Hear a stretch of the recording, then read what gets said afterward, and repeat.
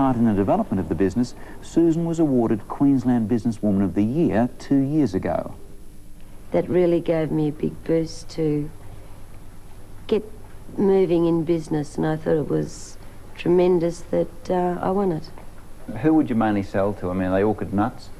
Oh, a lot of orchid hobbyists, a lot of doctors, a lot of solicitors, policemen, wharfies. They all grow orchids. All the people that you'd never expect to grow orchids. But nonetheless, most of those would be serious hobbyists. Yes, very serious. And they all want the latest and the greatest right now. A lot of them want to grow very unusual types, but they all have their different needs, and we try to supply that. What would be some of the good examples of perhaps some of the newer varieties of attractive orchids that you've got, Sue? I think if you look at this dendrobium here, Don, it's the different colouring through your petals and the lip with the white and the purple looks very attractive, and they can be grown on a tree, inside. Right, and a spike can have, what, up to 20 flowers? Yes, per spike. So you can have a plant that may have 60 flowers on. And for people down south, maybe flower them for a few months and what? A lot of people flower them for a few months and then throw them out and buy new ones. What would we be looking at if I bought that as a living bunch of flowers? What would the cost be? For that plant there, you'd be looking at $15. In the front here, we've got the Cattleya, and that is called the Queen of Orchids. 90% of growers are men, and that's probably the most loved orchid in the world. Now, how hardy is a Cattleya for use around the average home? Very, very hardy, and it grows profusely.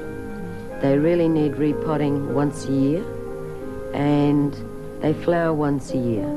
The one hanging up beside you, sort of floating in midair. That's called a vanda, and they grow in nothing. They just grow in the basket, and their roots hang down, and they just live on the air and the fertiliser that we spray on them, and they just flower away very happily. That's a strange-looking little yellow and orange spotted one you've got there, Sue. Yes, that's an Oncidium papilio, and it's a very, very beautiful orchid.